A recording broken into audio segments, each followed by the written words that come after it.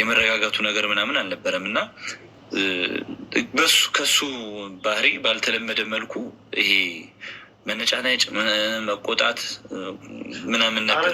ትንሽ ግጭቶች ነገር ሳልተስማማኝ እኮ ነው። ሰርግ ላይ እንደነበርን ታውቃለህ፣ ሁላችሁም ታውቃላችሁ። የምን ሰርግ? ምን ማለት ነው? የምን ሰርግ ነው እያለ እንዲህ ሰርግ ላይ የበላሁት ምግብ እኮ ነው ትንሽ የረበሽኝ እና እያመመኝ ነበረው። ሰርግ ሄዳችኋል? ኧረ በፍፁም ሎሌ የምን ሰርግ ነው የምታወራው? የምን ሰርግ ነው? ሰርግ መቼ ሄዳለህ አንተ? ከትናንት ወዲያ ሰርግ ላይ ነበርክ? ከትናንት ወዲያ ሰርግ ሂጅ የሆነ ምግብ በላሁ። ስላልተስማማኝ ውስጥ የተረብሸው ነበር፣ አሞኝ ነበር። አርብ እኮ ነው ከትላንት ወዲያ ነበር። ከትላንት ወዲያ እኮ ሰርግ ደገሱበት። አርብ ቀን ከትላንት ወዲያ እኮ አርብ ነበር። ሲጀመር በአርብ ዕለት ሰርግ የለም። ሲቀጥል ደግሞ አርብ ሉሌት ነበረ። ከእኛ ጋር ነበር። ከተማ በኋላ 6 ሰዓት አካባቢ ነበር ቀረጻውን የጀመርነው። ከዛ በኋላ ነው ነገሮች ብልሽት ያሉት እና ምን ስለምን ሰርግ እያወራ እንደሆነ ያው እንደነገርኳችሁ ተመልካቾች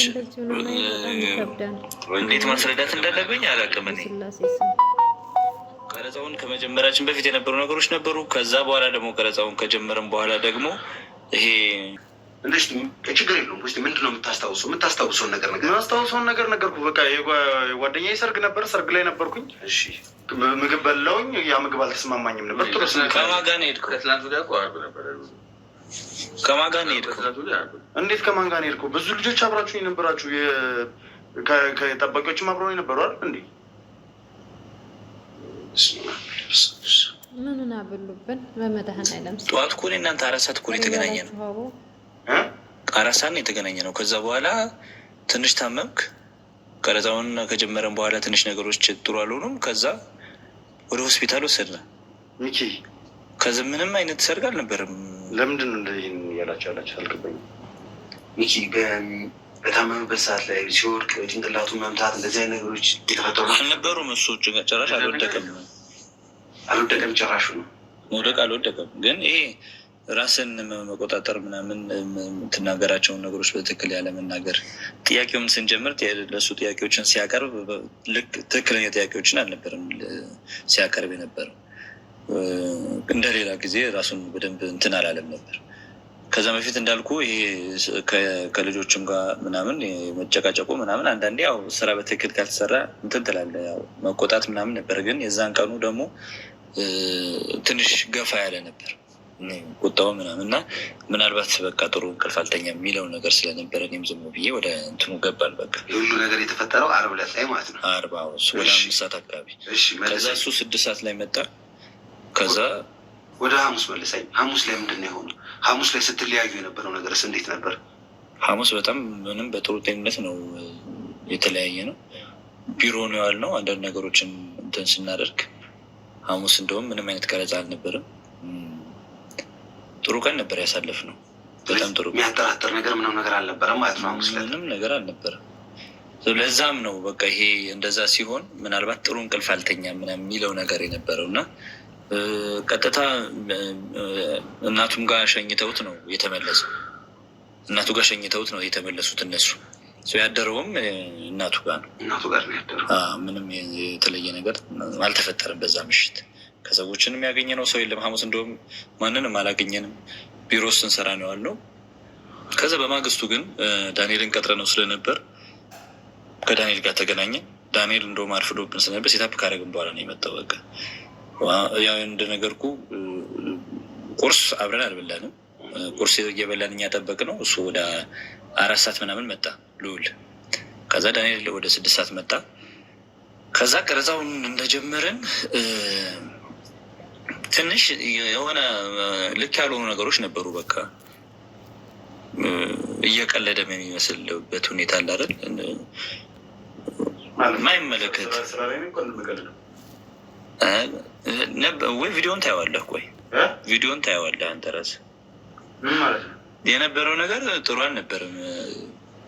ቪዲዮን ታየዋለህ የተቀረጸ ስለሆነ ምናልባት ያው ልክ ስላልሆነ ለተመልካቾች ማሳየት እዚህ ጋ እኮ የተፈጠረው ነገር በጣም ከባድ ነው አውቃለሁ። ቤተሰቦችን በብዛት እየጻፉ የነበረው ነገር አለ ኮሜንት ላይ። ነገሮች በጣም ተደራርበውብናል። እንቅልፍ የምተኛበት ሰዓት በጣም ትንሽ ነው። አዲስ አበባ ሲባል ክፍለ ሀገርን ከክፍለ ሀገር አዲስ አበባ መኪና ላይ መተኛት ሁሉ የጀመርንባቸው ሰዓቶች አሉ። እየሆነም ያለው እንደዛ ነው። በጣም ቢዚ ሆነናል። ጭንቅላታችን እንደዛ ነው። ግን ይሄ ነገር ደግሞ እንደዛ ሊያደርግ አይችልም። የፈለገ አእምሯችን ቢጨናነቅ ምን ቢል ልውልን እንደዚህ እስከሚፈጠር ድረስ የሚያደርግ ነገር ሊሆን ደግሞ በፍጹም አይችልም። ይሄ ነገር ከዛ የላቀ ነገር ነው ያለው። ከዛ በላይ አለ። ከዛ በኋላ የሆነው ነገር አለ እንጂ የእሱ ባህሪ አይደለም። በጣም ትዕግስተኛ ነው። በጣም ታጋሽ ነው። ነገሮችን በእንደዚህ በመነጋገር እንጂ ጭራሽ ተከራክሮ እንኳን የማያውቅ ልጅ ነው።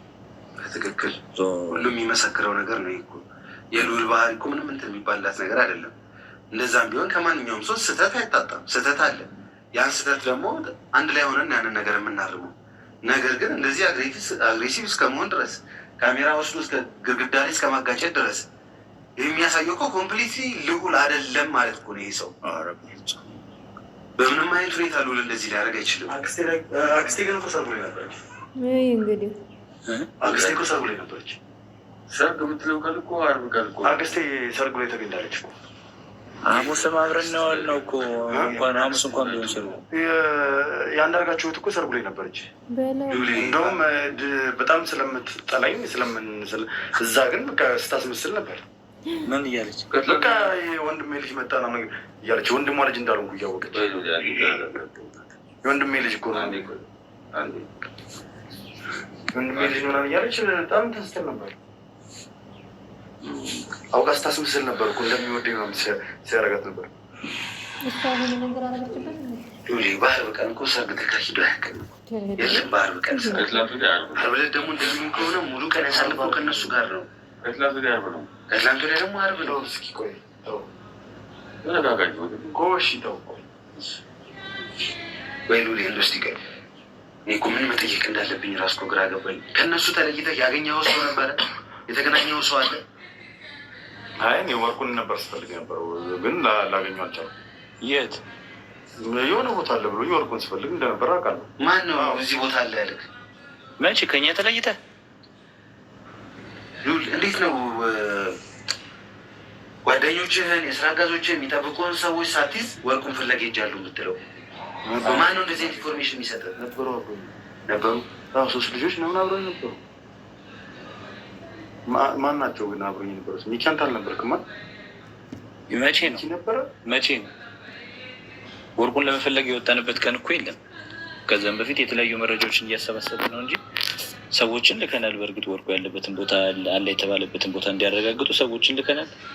ነገር ግን እኛ በአካል የሄድንበት አጋጣሚ የለም። ወርቁም እዚህ ከተማ ላይ ምንም ሊያደርግ አለ ብለንም አናስብም። እኛ እሱን ለመፈለግ የሄድንበት አጋጣሚ የለም። ምናልባት ወርቁ እኮ የት እንዳለ አይታወቅም።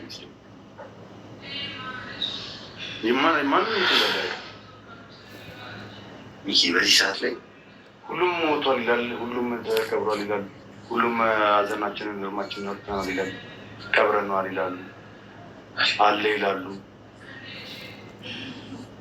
ወርቁ አለ የሚሉት ምን አይነት ሰዎች? ዘነበ ለመጀመሪያ ጊዜ ታሪክ ነው የነገረኝ። ወርቁ አባቴ እንደሆነ ያሳወቀኝ ሲሉም ነበር። እሱንም እያስታመምን ነበር። እንዴት ነው ግን ሄደህ አይተዋል? አሁን ደህና ነው። ያው በደንብ ባይሻለው ከሲሩ አልወጣማ አልወጣም። አሁን በዚህ ሰዓት ሌሎቹ ምንም የሚያሳስብ ሰዓት ላይ አይደለም። እያንዳንዱ ነገር ምን ያሳስባል? በዚህ ሰዓት ላይ ያንተና ያንተ ጤና ነው እያሳሰበን ያለው። እኛ የምናውቀውና አንተ የምታውቀው ፍጹም የተለያየ ነገር ነው እየሆነብኝ ያለው። አሁን አንተ ተረጋጋና ማድረግ ያለብንን ነገር እኛ እናደርጋለን ማለት እሱን ለሪቶ በዋነኛ አልገባኝም። አንተ እኛ የምናውቀው ሌላ ነው፣ አንተ የምታውቀው ሌላ መሰለኝ። ምን ማለት ፈልገህ ነው? ሉሊ አሁን ጤናህ ትንሽ ይህን ያን የሚባል ነገር አለ፣ ግን ትንሽ ነገር አሞሃል። እሱም ደግሞ የሚያስፈልገውን ነገር እናደርጋለን ማለት ጤና ናሟል። በፍጹም ነገር ትክክል በፍጹም እኔ ያልኩትን አላውቅም ነው ታውቃለህ። እያንዳንዱ ነገር እያልክ ያለው ያንን ነው አይደል? ሉሊ እያንዳንዱ ትክክል አይደለም ነው። ትክክል ነው ትክክል ነው። ምንም የሆንከው ነገር የለም። አንዳንድ የሚስተካከል ነገር ነው እሱ። ምንም እንትን የሚለ ነገር የለም። በዋነኛነት ደግሞ ዛሬ እዚህ ቤት የመጣሁት ምክንያቱም ደግሞ አንተ የማውቀው ነገር አለ። ይሄ ነገር ከልዑል ጋር ያገናኘዋል ብለህ የመጣው ምንድን ነው? የሚያገናኘው ነገር አለ። ምንድን ነው መሰለህ? አሁን ይሄ እጄ ላይ የምታየው ቀለበት ይሄ በውርስ የተሰጠን ቀለበት ነው። ትልቅ ስፔስ አለው። ስለ ቀለበቱ አውቃለሁ። ስለዛ ብታ ከሆነ አሁን እሱ እጅ ላይ ይሄ ቀለበት የለም እና ልነግርህ እንደፈለግኩ ምንድን ነው መሰለህ? አሁን ይሄ ቀለበት ትልቅ ሚስጥር ያለው ቀለበት ነው። ይሄ እሱ አልገባውም። ቀለበቱን አውጥቶ ከጣለው በኋላ ነው እንዲህ አይነት ችግር ውስጥ ሊገባ የቻለው። ስለዚህ ይህን ቀለበት ወደ ተንጠላም ማድረግ መቻል አለበት። ምክንያቱም ያለውን ስፒሪት አያውቀውም። ይሄ ቀለበት እኔ ያለ ምክንያት አለ። ከሆነ ቀለበቱን እንኳን እሺ ያወለቀ ብንል እንኳን ቀለበቱን እኮ እሱ አምኖበት አይደለም ያደረገው። እንዴት ነው ቀለበቱን ስለወለቀ የሚተማመን? እሱ ስላመነበት ስላላመነበት አይደለም። ያመኑበት እሱ ይጠብቀዋል ብለው ሰጥተውታል። እኔ ያመኑብኝ ሰዎች ይጠብቃል ብለው እስከሰጡኝ ድረስ ከእጅ አይወጣም። ይኸው እንግዲህ አለ የሆነ ነገር ሊጎዳህ የሚችለው አምነህበት ስተው ነው አይደል? አምነህበት ስተው ነው የሆነ ነገር ሊጎዳህ የሚችለው። ሰው ያላመነበትን ነገር ሲተው ሊታመም ይችላል። አመነበትም አላመነበትም ይሄ ቀለበት ረጅም ጊዜ እጁ ላይ የነበረው እጅ ላይ ረጅም በቆየበት ሰዓት ደግሞ ማለት ነው ከደም ጋር የሚወራረስ ነገር አለ። እነዚህ ጌጥ አውጥተህ እንደዚህ ምናምን መጠለዋዊ ነገር አይደለም። የትም መጠለዋዊ ነገር አይደለም። ልዑል እኮ ያን ቀለበት ያደረገው ጌጥ አይደለም፣ ጌጥ ስለሚያምረው ደስ ስለሚል ብሎ እንደ ጌጥ አይደለም። ይሄው እኔም እጅ ላይ የጠንቋይ ቀለበት ሰማይ ነው። ይሄ በፍጹም ሊሆን አይችልም። እንዴት ነው አንድ ሰው ቀለበት ስላደረገ ብቻ ያ ነገር ደሙ ውስጥ ገብቶ ከደሙ ጋር ተሳስሮ ልጁን እንደዚህ አድርጎ ነገርኩህ እኮ ጌጥ አይደለም አልኩህ እኮ። ጌጥ ቢሆን ኖሮማ እኔ ማውጥቼ ጥለው ነበረ። አንድ አይነት ቀለበት እኮ ነው ያለን እኮ። እና አሁን ቀለበቱ ከእጁ ላይ ስለወጣ ነው ጓደኛዬ እንደዚህ ሆነ የማየው ማለት ነው። ቀለበቱ ይምጣና እጁ ላይ ያደርግና እስኪ ወደ ቀድሞ ማንነቱ የማይመለስበትን ምክንያት እኔ ሊቀጣበት ታየዋለህ። አንተ ባይነ የምታየው ነገር በቃ እንደዚህ